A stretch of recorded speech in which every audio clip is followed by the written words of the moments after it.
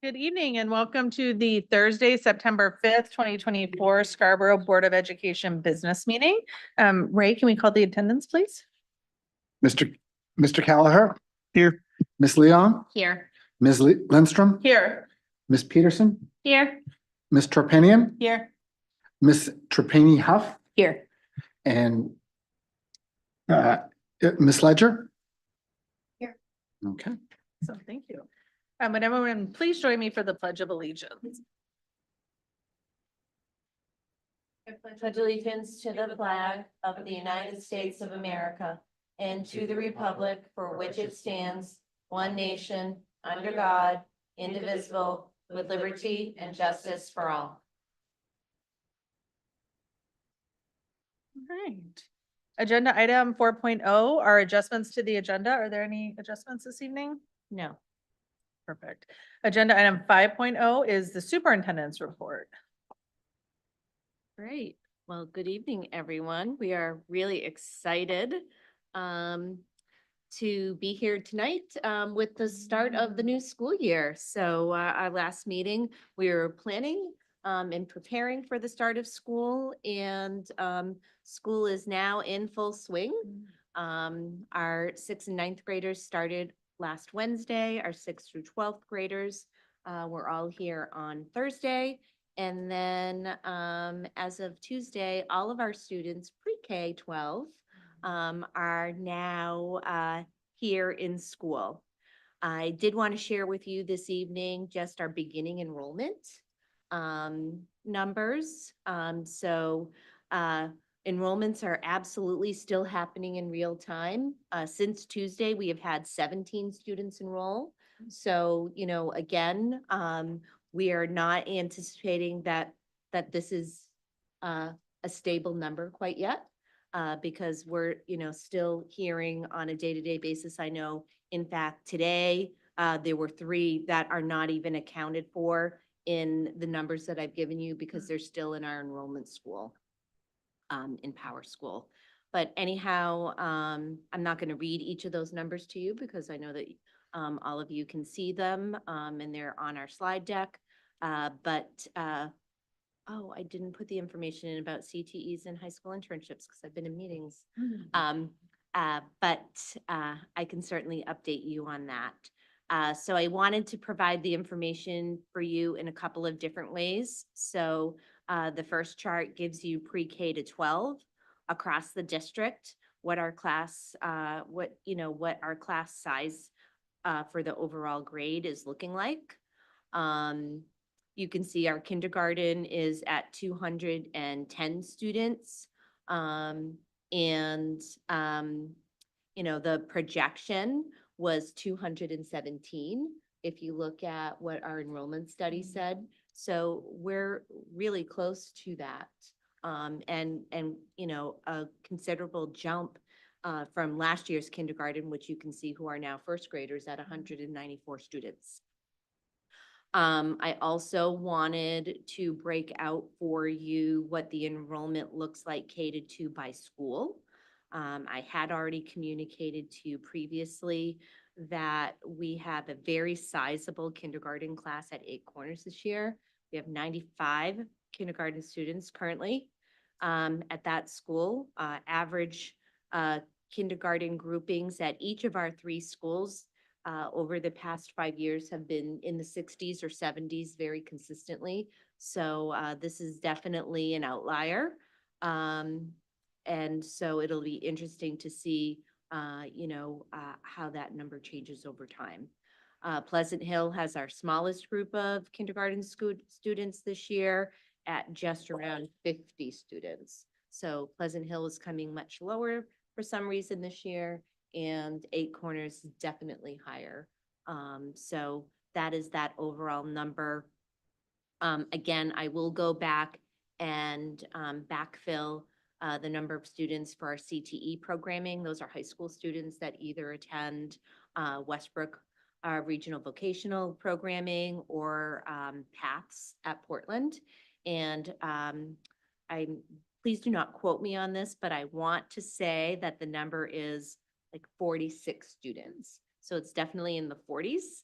And then we also have a number of students who are working with our careers pathway coordinator, Christy Zavaznik. So we have some students that are already set up for some external opportunities through internships. And then we also have some students doing what are called ELOs. Those are extended learning opportunities. And so that is, an extra course of study or something that they're doing that's either taking place during a study hall that they might have or as an after-school thing. So we have a healthy number of students who are doing both of those. We have 8 students who are out of district placed at this time. We've talked about this before at budget time. And those are students who, whose needs are greater than we can provide, and who are attending special purpose private schools, to meet their needs. And then I also wanted to share with you our homeschool numbers to date. We currently have 62 students whose families have filed paperwork for homeschooling. That's a number that we've been tracking for the past 5 years. Last year, our homeschool number was 76. And so, that homeschool number has stayed really consistent since COVID. So I think that, during the time of COVID, there were some families who chose to homeschool. And I think it was a comfortable change for some folks. And so, that is certainly a choice that folks have, but they do have to register and certify with the state and provide the state the assessments to show that their children are indeed making progress, et cetera. But, definitely wanted to share that with all of you this evening. Also wanted to just extend a huge congratulations to many of our employees. Every year as part of our opening, our district opening with all employees, we recognize staff members at certain milestone years. So that recognition is begins at 10 years. And then we recognize people at the 10-year mark, 15, 20, 25, 30 by fives. And so again, I'm not going to read the names on this list, but we certainly have a large number of employees who have shown a really strong commitment to being here in Scarborough. So you can see we've got 24 employees on this first slide that have 10 years of service. If we move to the second slide, we've got 8 folks who have hit that 15-year mark. In terms of 20 years of service, we have 6 individuals with 20 years of service. This happens to be their 20th anniversary, right? At 25 years, we have 7 individuals. We have 6 individuals with 30 years of service. And this year we have 1 teacher who is celebrating her 35th year of service. And this is specifically to Scarborough Public Schools. So this isn't just their years in education, right? And so that's a pretty remarkable list of folks. And that list that you just saw, that represents 52 people that we acknowledged. And those 52 people collectively have given 870 years of service to Scarborough Public Schools. Wow. So when we talk about, the types of employees we're able to attract and retain, it says a lot about the district and what we're able to provide when we see these really incredible numbers.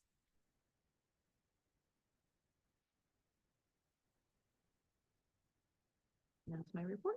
All right, thank you, Diane. Are there any questions or comments for Diane?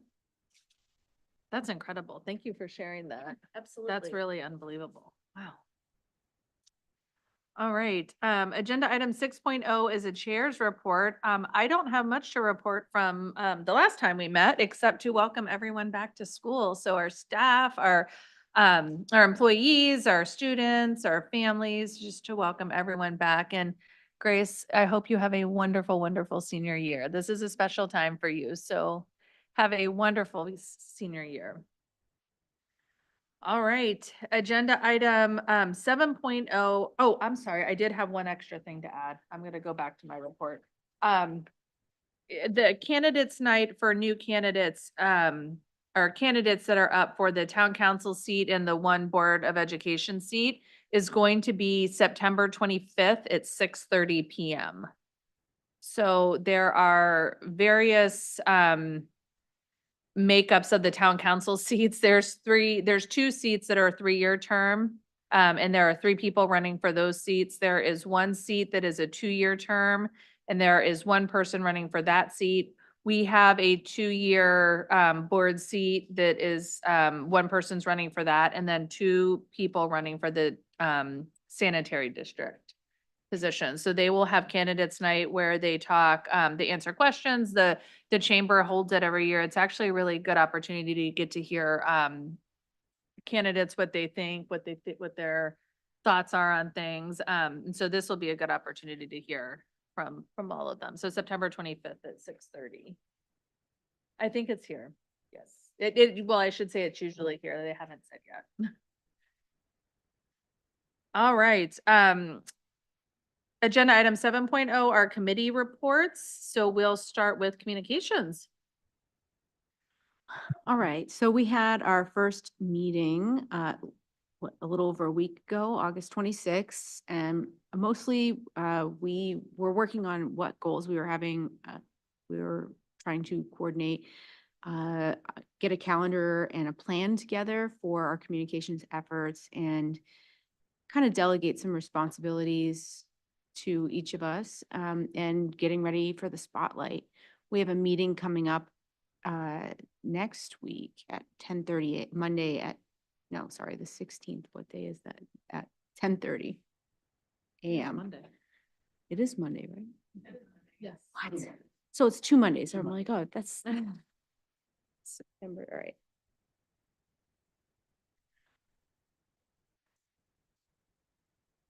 We have not met yet as a curriculum committee, but the date will be to be determined soon. Thanks. And then we also have not met as a finance committee yet, but we are working on a date as well. So to be determined. We'll update you soon.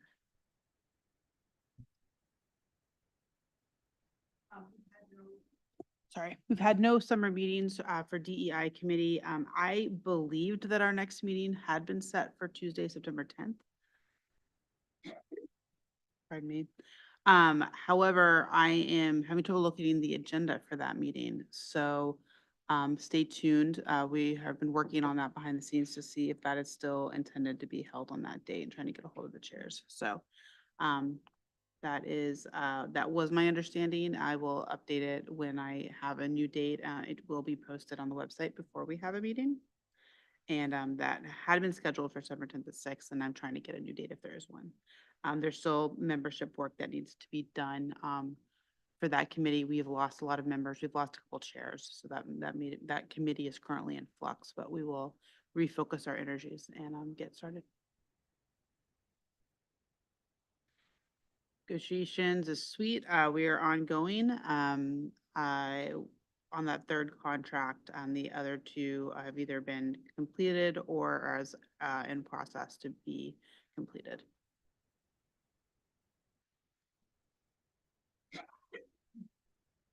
On my favorite slide, policy committee meeting. This is not entirely updated because we met right before moving into this meeting, and I made the slide before the meeting. Our next meeting date's October 3rd at 5:30. We are really trying to get the Title IX policies done. There was a big federal change in Title IX, and we're focused on that. There's been a lot of community engagement, which has been wonderful around cell phones. So we're looking at those policies. That's JFCK at the bottom. There's a couple other policies that have come up, and then once we kind of get through the policies that are more urgent, we will go back to updating policies that are, right now there's pre-2020, but we'll decide if that makes sense or if it makes sense to change how we're looking at policies. The goal is to review all old policies so that they're regularly being reviewed. Awesome, thank you. For the long range, facility planning, we thought we had a date, but once again, in the planning stages for that. So hopefully we'll have a date soon, and then hopefully for our first meeting, we're gonna plan to talk about the current state of the facilities, and then the necessary work we need prior to hopefully November 2025. Are there any liaison reports? Jillian, not to put you on the spot, did you talk to Dawn about? Yes, I'm sorry. Yes, wonderful. Well, they actually they've done some really neat things. They've recognized the U11 baseball group who made it into the, was the semifinals or something for Little League. It was really they had the whole team there and they had pictures. It was nice. They have moved 3 things on to referendum, 3 bonds. So the body cam referendum is coming up in November. Actually, one thing I noticed is that they have a bunch of community sessions to discuss those. I think that's really great. People can come and really hear about them and learn about what impacts they have. Then there will also be the land bond, which is basically like a line of credit, Don said. He mentioned that it was pointed out that the wording would allow them to buy any kind of land. And so I was curious about that too, because we certainly have needs in this town. But that's going to referendum, I think $6 million. And then, of course, the fire truck. So the community center is not going to the referendum this fall, at least. It was proposed for $82 million. But that they're not moving that forward right now as a priority for the school, is a solution for the school is that they felt that was necessary. So that was pretty much it. If you get to watch the recognition, it's really cute. Awesome. Thanks, Jillian. I did send, just as a community center update, I did send an email to Todd Souza, the community services director, Counselor Shoup and Counselor Katarina, expressing some concerns as a body that we've had about the community centers, and really not just us as a body, but district-wide too, what some concerns are with the proposed location of the school being right next to Wentworth and taking over a field that is currently in use by Wentworth, the middle school and the high school. So Mike Legage provided some feedback about the field usage. We heard from Diane and also Kelly through Diane as well. So I was able to craft an email and put it together.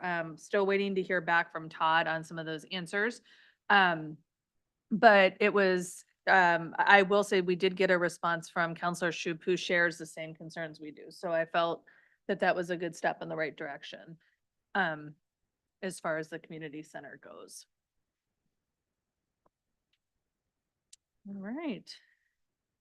Agenda item 9.0 are student reports. So Ms. Grace, we'll hand it to you.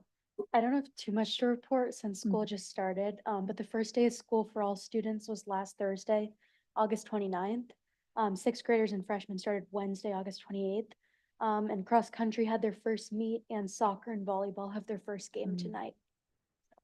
Yes, and I forgot to, guess we should mention this is where Abigail is this evening. She's playing in their first soccer game. Yeah. So that's why she's not with us tonight. So we wish them the best of luck.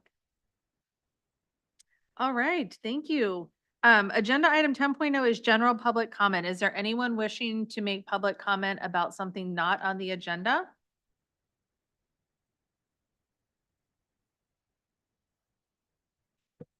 Oh, nobody. Oh. Okay, seeing none, I will close public comment. Sorry, I thought you were saying someone was there. Um, thank you. Agenda item 11.0 is continuing business. 11.1 is the second reading of the School Building Advisory Committee Phase 2 charge. So this is this passed through town council relatively unchanged.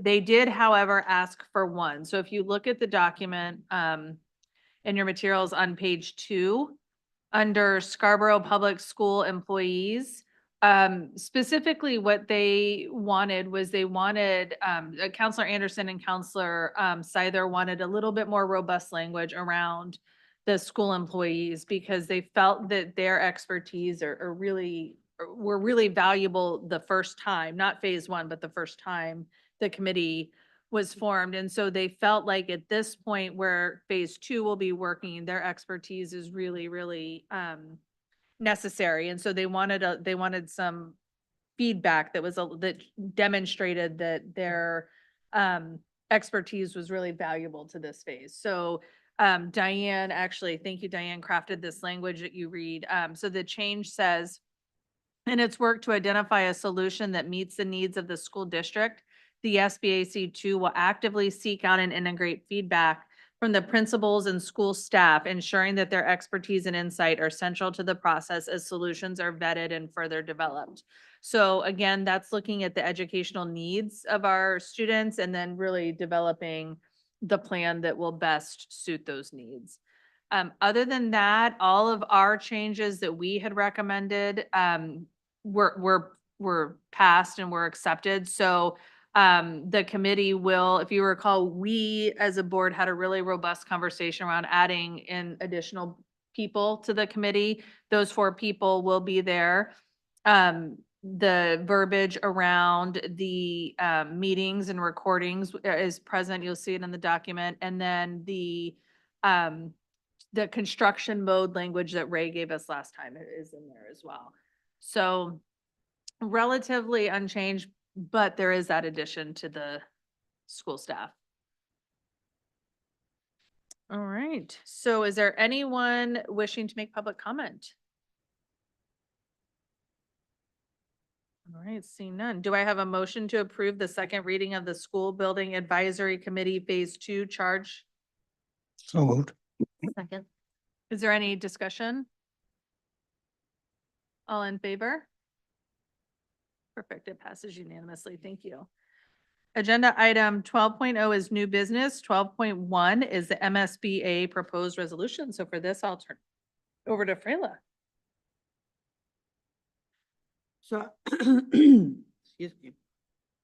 There were a number of proposed resolutions that were forwarded to this board for review from July 22nd of 2024. It's a document, it's 10 pages, and it's pretty wordy. It has to do with resolutions that they want to delete. So they update the resolutions and take out resolutions that they no longer feel are valid. And then revisions to existing resolutions, the second set. So resolutions that exist and they currently want to add language or delete language. And then finally, excuse me, getting down to the end, that's the bulk of the changes that are proposed. And then there's the new proposals, which there's not that many. There's one on AI and then some school funding that was submitted by RNO. So groups can submit for changes. There's just a couple of those. I have made my way through the proposed changes. I have not gone back and re-reviewed all of the resolutions that currently exist.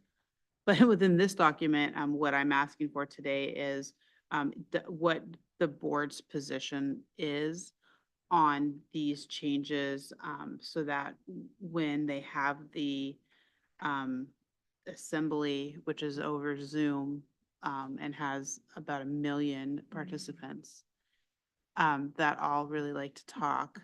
I know where you want me to expend my efforts in that. So last year when we did this, I was able to affect a couple of the changes we talked about.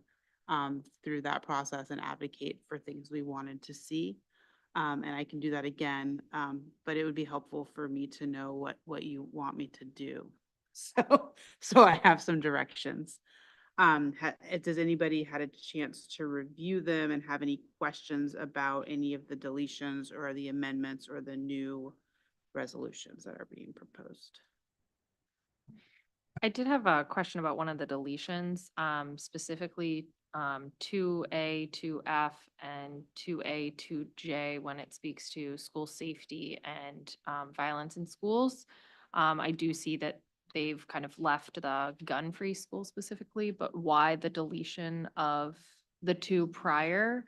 Um, it seems to still have very applicable information, so just finding out what the deletion's purpose would be helpful. I will ask that. I would point to that the 2A, 2J is being replaced with a different resolution. So the deletion, I believe they've changed the language a little bit. But if you review that and in reviewing that, if there's any questions about, so why they're deleting that is because they want to replace that language with 2A, 2J. I can't ask why they are eliminating 2A, 2F specifically as a standalone. But there's a letter of explanation in there that just says, accepting the above would delete the following resolution. And so that's my, I know that that's true.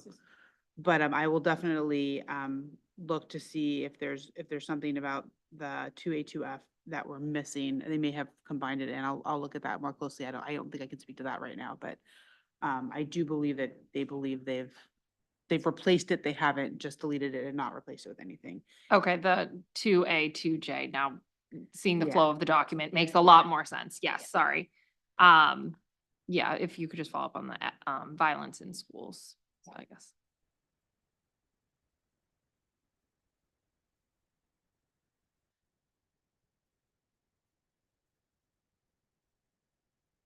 I had a similar question about, I think that they've covered it, but about the local responsibility piece. They have a new paragraph there that is their proposed amendment, but if you look at what they're taking out is the local control and then the preserving the local school boards. I know this is a big issue. Can you just notate the number of the resolution for anybody who might be? Oh, following? I'm sorry. Yes, 2A4E, 2A4E. So that is the new local board responsibility paragraph. And then what is proposed to be deleted is 2A4B local control, 2A4E local board responsibility, and 2A4P preserving the local school boards. I think that they have covered most of what they're saying, but I feel very strongly in the local control. That's where we get our, that's what allows us to work through our budgets with our with our community, right? That's where all of that responsibility stems from. And I just want to be sure that is really noted. If anybody, I'm not sure what you're gonna hear when you're there. I'm curious if other people are gonna ask that paragraph be tightened up even more. And I would be in support of it if it was.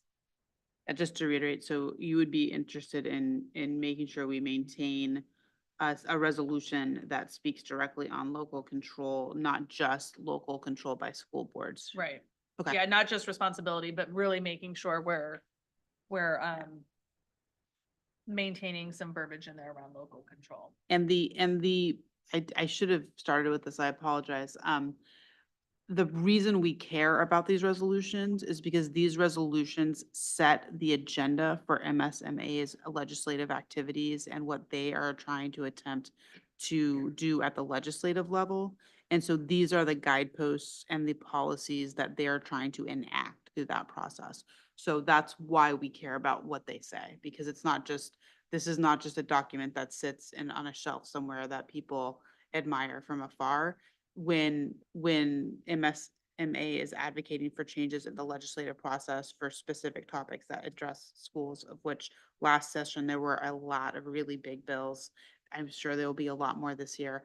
They look to this document to determine what their policy agenda is gonna be. So this actually is an important document. This is an important document. Yeah. And it's why we should care and why it matters if local control is taken out and absorbed into something that's more amorphous and then taken out, it might weaken their drive to maintain local control.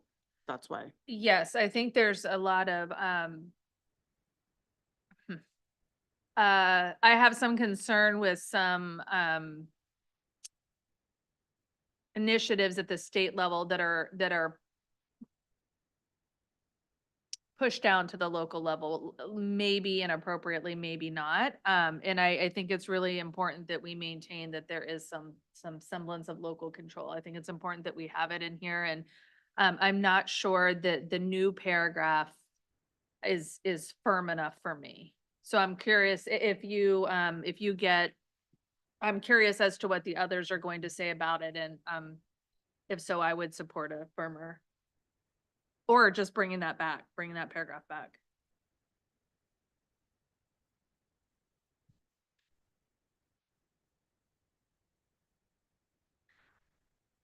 I just want to add on that I had the same thoughts, Shannon, and I just feel like this new paragraph is just not as clear, or Mm-hmm. it's just sort of fluffy.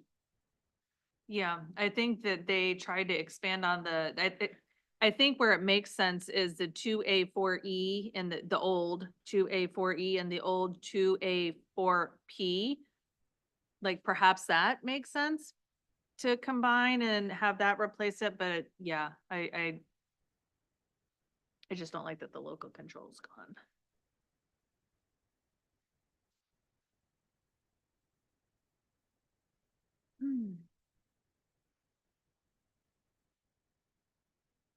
Is there any other feedback right now for Freyla? I think we can bring this back one more time. So we'll have it at this meeting. We can have it one more time at our next meeting. So if people want to give it a second read based on the feedback we've said so far and see if you have anything else. We'll have it for one more meeting before Freyla takes off on her. journey. Yeah, and I would just point you to, there's some big financial pieces in these resolutions that I would look at that would have a lot of impact on our budget specifically. So when there's one that has to do with the 55% of funding, there's one that has to do with voucher programs. There's one that has to do in tax credits. There's a number of there's some that are more fluffy. I mean, like equity and education is a very laudable goal that I support, absolutely. I don't know that, I mean, that's a very, it's a resolution that's hard to be against. Nobody wants inequitable education. That's a little fluffy, but when it comes to the ones that have to do with specifically a multilingual learners, look at that one. That one's going to be hotly contested, I believe. It's a big topic across the state, and it's causing a lot of challenges for districts. There's a legislative mandates one that's against fluffy. I mean, we can say we don't want legislative mandates, but we're not the legislature, so it doesn't matter what we want. That being said, like, look at that, but look at the ones where you think it's going to impact the budget, because I think those are the places, if you're going to spend time looking at this document, that are going to come back, and we're going to want to have had a larger input. Because, like, again, equity and education is amorphous. That's not, there's no mandate that's coming out of that. I mean, we can't discriminate, but we can't discriminate anyway, so that's not an issue. Ones that are gonna affect how our budget becomes crafted are ones that we're gonna have some hard conversations about. Yeah, and I do actually, I do appreciate what I perceive as the rationale behind submitting the school funding one. Because what happens is, we explain this, like I always love for Kate to get up here and explain this during budget time. But when we talk about what's called level services, right? That's turning off the lights on the end of a fiscal year and then reopening the next day on the next fiscal year. That's not a dollar for dollar, right? It doesn't mean $1 equals $1. And so what I appreciate about that is the fact that they're saying that let's make sure that that keeps up with inflation, right? So that we're not losing money or from that funding formula because inflation hasn't been kept up with, because those are real asks that we then don't have to make to our community, right? Because we're getting it funded through the state. And sorry, to ask, for clarification, and are these percentages, are those locking in, telling us how to spend our proposed budget, or is that coming from the state? So there are pieces of this, and it's the voucher program I'm thinking of specifically, Okay. that will redirect funds in a way that you should look at as a Okay. board member. That's important. How we get funded and how our budget works is really important. The other piece is sort of the funding. So what they're saying is 55% doesn't keep up with inflation. This one is a little. I'm not I look at it, I'm not sure it matters. The legislature is unlikely to change the percentage, period. No matter what MSMA say, they're not gonna put a lot of effort into that. The fact that we got to 55%, which is the first, that law has been on the books for decades. It was not fulfilled until, 5 years ago, 3 years No, ago? not even that 3 years ago. It was the last 3 years, I think. Yeah. Yeah, very recently. Even so, it does not, again, I'm going to say this again, it does not mean that the state is not giving us 55% of our budget. That's not how the formula works. We will have a budget presentation on how the formula works. Come find me if you want to ask questions about that. I'm not going to tell you the formula because nobody knows it, except for some guy in Augusta. But I can tell you how it shakes out in terms of how it gets created and what it means for us in kind of a bigger picture way. It would be helpful for the state to give us more money, sure. But even if they gave us 57%, it doesn't mean that we would get any more dollar for dollar. It depends on how it's allocated amongst the school districts, which again is done by, according to a very complicated formula. It's not 55% of our budget. It will never be 55% of our budget. Ever. I say never, and I don't usually say never, but I will never be 55% of our budget. But look at that, but look at other things where, look at resolutions that are gonna push into our budget, like into our budget conversation, that are gonna cost our district more money for services that we don't have to provide. The special ed resolution. Special ed is federally mandated. We don't have to support it. We still have to pay for every dollar of it. There's nothing that any group can do in Augusta or anywhere else to change that unless the federal law changes, and that's not, I don't think that's gonna happen. But places where there's other things where they're adding or subtracting budget, that's where I would look at. Because that's a place where I think there's gonna be a lot of discussion. And, we should be protective of our funding going to our students and our school district, because that's how our school district operates. And if we don't get the funding we needed, or it gets reallocated in a different way, we have to raise funds from our taxpayers, which presents a challenge every time we try to go to budget referendum in June. And people ask us about our budget. We need to do everything we can to maintain that funding for our student districts so that we can provide the services that we have to provide and that we should provide. Okay, thank you. And I guess I feel the same way about the 55%, even though it's, it's confusing and it's messy and it's most certainly not cut and dry. That's still money we don't have to ask our taxpayers for. And so it's helpful, whatever that percentage actually looks like, right? And so, like I said, I can appreciate the rationale behind it. I can appreciate why they're putting it on. I think it's a good one to always keep at the forefront, because that, just as fast as it came, like I think it's been here 3 years, it could go away again, right? And so, I think really, I think just another way of saying what Freyla said, the MSMA really, advocates on our behalf, right? And so keeping that at the forefront and putting in here and in this document is something that's important, I think is a good use, even though we might not get the full thing, the full amount. It's a good use of their advocacy efforts, because it's important to always keep that on the forefront of our legislators' minds. I appreciate the clarity, just the explanation of all of that background. I feel like we need to invite Kate into this conversation. So we can get a clear understanding of what those changes would mean for our district, but for, for everybody here in the state. So I think, definitely add this on as a topic of discussion with finance. Yeah, that's a good idea.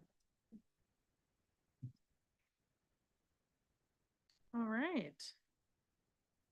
Any other comments or questions for Freyla? Last year, a couple board members emailed me questions and sort of thoughts. It would be really helpful to have that before second reading, because then we could talk about it as a group and it won't be a conversation between two of us. It'll be an open dialogue, which I would prefer, but I'm again, happy to answer questions at any time. Awesome. All right. Agenda item 12.2 is the first reading of policy ACAA, harassment of students. You shouldn't harass I students. don't know Shannon. why I read it that way. I You should- apologize. That was not Nobody should harass students. appropriate. No, it's fine. It's probably because it's been a very long day. We've had lots of meetings. It's been a very long day. All right, so this is a policy that is, I'm just grabbing this up, sample policy. It's, so we're gonna talk about ACAA, and then ACAA is the big policy that says students, that again, lays out that student discrimination and harassment is not acceptable in Scarborough, and it states out our policy on that, which is that we won't tolerate it, essentially. It defines it, it goes through it, what that is. One thing that is new that this policy is doing and why we're reviewing it, because we did not agree with harassment before this policy today, is the federal law in Title IX changed in really specific ways having to do with sex discrimination, which is not the policy you're looking at right now. This is just harassment of students. They carved out for sexual harassment, which they define, and it's defined in our policy, very specific new legal procedures that have to be adhered to. They have deadlines in there. There's a lot in that. We will review that policy eventually. We are going on day 3 of trying to review it in our policy meetings. So we're coming back to that. So this is for the other types of harassment, which has to do on protected classes, which is the law in Maine. It's the law, it's a federal law, but you can't harass somebody because of race, sex orientation, parental, family, marital status, color, religion, ancestry, national origin, or disability. You may be aware of that. But anyway, we have a policy on that. So ACAA simply just lays out what that is, defines the harassment. It then carves out sexual and sex-based harassment because that is being addressed in a separate policy. But it's all defined here. And then it talks about reports and complaints for harassment. And this would be harassment that's not sexual harassment as defined in this policy. And please let me know if I'm not being clear. It's a little wonky. Our old policy did not have this carve out. The old law did not have this carve out. So it bans harassment, which obviously, can I move on to ACA? Yeah, I was just gonna say, let's bundle ACAA and ACAA R1. Thank you. So you can't do these policies separately. So ACAA.R1 or -R1 is the procedure that addresses harassment complaints that are not sexual harassment complaints. And forevermore, we are going to define harassment as harassment and sexual harassment as separately. In this policy, it talks about what would happen if a student reports sexual harassment or an employee actually, and what steps the school district has to take in order to investigate that allegation and what steps would be taken as a result of finding that allegation. So it obviously defines discrimination, harassment, complaint. It lays out how a person makes a complaint, very specifically who to make that complaint to, and gives some required information about state and federal protection agencies. So the Maine Human Rights Commission, the Office for Civil Rights. It talks about the investigation. It has some due process protections for people who are accused of harassment. It talks about protections that can be put in place for people who report harassment. And then findings. So there is an investigation that takes place when a complaint is made. If a finding of harassment is made, there's consequences to that. There's also an appeal process. All of that is contained within this policy. So if a person comes forward with any type of harassment other than sexual harassment, they would be directed to this policy, and there would be a number of steps the district would have to take in order to investigate and rectify, if necessary, that situation. That was very wordy, so I apologize. Anybody have any questions about that? All right, first, If no questions, is there anybody wishing to make public comment? Neither of these? All right, seeing none, do I have a motion to approve the first reading of policy ACAA harassment of students and the first reading of policy ACAA R1 procedure, student discrimination and harassment? So moved. Second. Okay, any discussion? I'm just gonna note two changes that we need to, actually it'd be more than two. In each one. Chris Rode, Rhodey is spelled RHODE, and so the last name and the email would need to be updated, and then Ray's last name as well, and email would need to be updated. We will update them so they're Yeah. accurate. That's actually one of the legally required parts of the policy is that how you who to report to, and we need to give you the correct names and contact information. Right, so we just need to fix those. All right. So we can do that. We can take care of that before second reading. All right, all in favor? All opposed? Are you all in favor? You're, okay, we're unanimous. Perfect, thank you. Agenda item 12.4 is the first reading of policy JIE, pregnant students. All right, so we have a policy dealing with pregnant students, which again is also that falls within Title IX protections. And it also needed to be updated as a result of the federal law that changed, Title IX changed. We adopted this policy to comply with the obligations. You can't discriminate against people who are pregnant. That's considered a protected class. And this goes into define pregnancy, which seems obvious, but it would also include related conditions. So that would be pregnancy, a termination of pregnancy, and then after pregnancy, if a person is breastfeeding or lactating, sort of protections that that person would have. It goes into what happens if somebody or comes to the attention that somebody is pregnant in the school, and that notification is made. Title IX coordinator would then take over and has a number of obligations to follow to make sure that person is protected. There's some modifications that the pregnant person would be entitled to. And it goes into those. It talks about making sure that that person still has access to education. If they need to take a leave of absence, if they need reasonable accommodations that are made. And then outlines sort of what the responsibility of the school district, which is really given to the Title IX coordinator to make sure they're implemented for that student.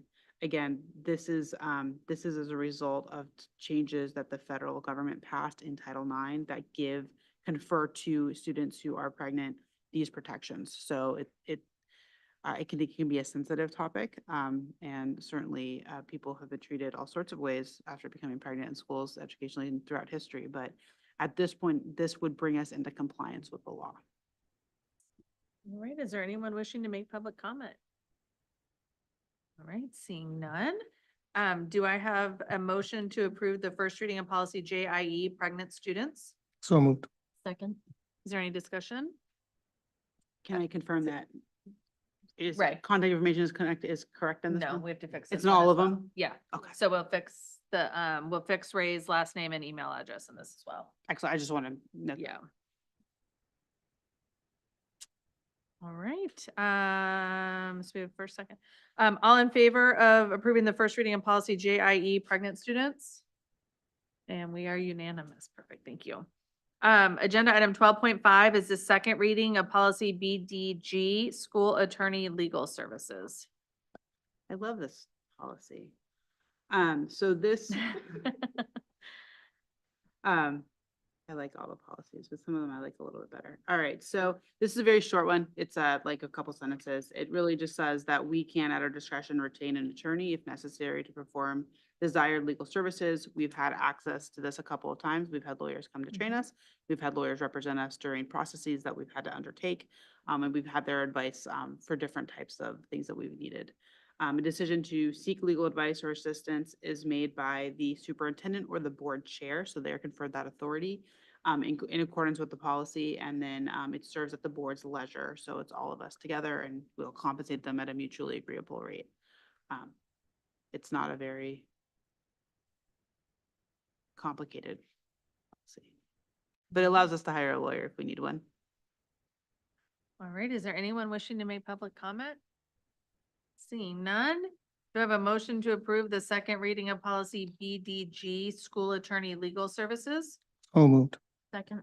Is there any discussion? All in favor? It's unanimous. Thank you. Agenda item 12.6 are appointments. 12.6.1 is the Blue Point Educational Interpreter. Yeah, so Sophia Stratton has been selected to fill this newly created position.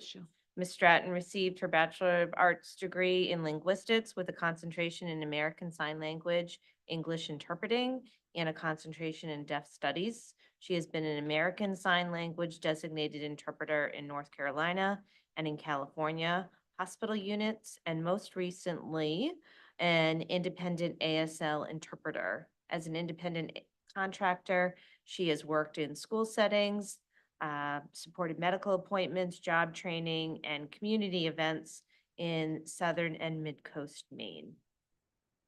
All right, do I have a motion to approve the Blue Point Educational Interpreter as presented? So moved. Second. Is there any discussion? All in favor? That's unanimous. Thank you. Agenda item 12.6.2 is the high school art teacher. Yes, Olivia Shea has been selected to fill this position due to resignation. Ms. Shea received her Bachelor of Fine Arts degree in art education with a concentration in painting and drawing from the University of Southern Maine. She was a long-term substitute at Sacarapa Elementary School in Westbrook, an art lab instructor at USM, and an art education intern in both Gorham and Wyndham schools last year. Ms. Shea was also the illustrator for a book called Together by Beecher Grogan. All right, do I have a motion to approve the high school art teacher as presented? So moved. Second. Is there any discussion? All in favor? It's unanimous. Thank you. Agenda item 12.6.3 are the district-wide lead teachers. Yes, so in your packet, you'll see a list of lead teachers and department heads for each of our schools for the 24-25 school year. Perfect. Do I have a motion to approve the district-wide lead teachers as presented? So moved. Second. Is there any discussion? All in favor? That's unanimous. Thank you. And then agenda item 12.6.4 are the Jim Dandy director nominations. Yes, in your packet, you'll see the nominations for two Jim Dandy's directors. The first is the executive director, Ellen Stone Benson. She is being named as the executive director of Jim Dandy's. She has been deeply involved as a parent for 11 years, and this will be her first year as executive director. Some of you may recall that David Sloatman retired last year, both as a teacher and stepped down from his role in Jim Dandy's. And Ms. Benson also serves as a speech language pathologist for Scarborough Public Schools. And then the second person is artistic director, and that is Genoa Balin. I apologize if I didn't pronounce her name correctly. Oh, excuse me, and it is a gentleman. And he has been an instructor with Jim Dandy's for 7 years, and he has taught circus arts in the Portland area since 2015. He coordinates classes and serves as the artistic director, and he's a skilled performer who performs regularly, both in our area and across all of North America. All right, do I have a motion to approve the Jim Dandy directors at nominations as presented? So moved. Second. Is there any discussion? All in favor? That's unanimous. Thank you. Agenda item 13.0 is executive session. 13.1 is a motion to enter into executive session pursuant to 1 MRSA 4056D for the purpose of discussing the ESP contract to return to public session. Do I have a motion? So moved. Any discussion? Any public comment?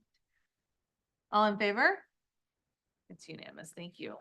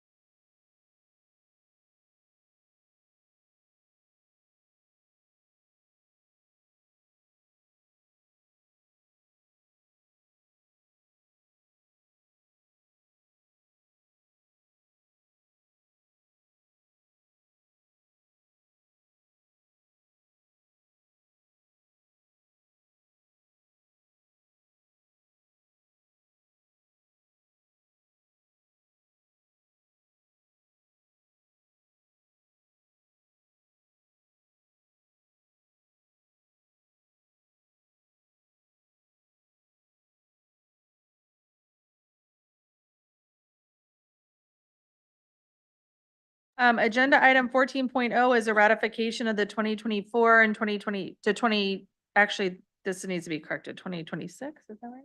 Yes, 26. Yeah, 2024 to 2026 ESP contract. Do I have a motion? So moved. Second. Is there any discussion? All in favor? It's unanimous. Thank you. And then agenda item 15.0 is adjournment with no objections. We'll adjourn at 8:19. Thank you so much. Have a good evening.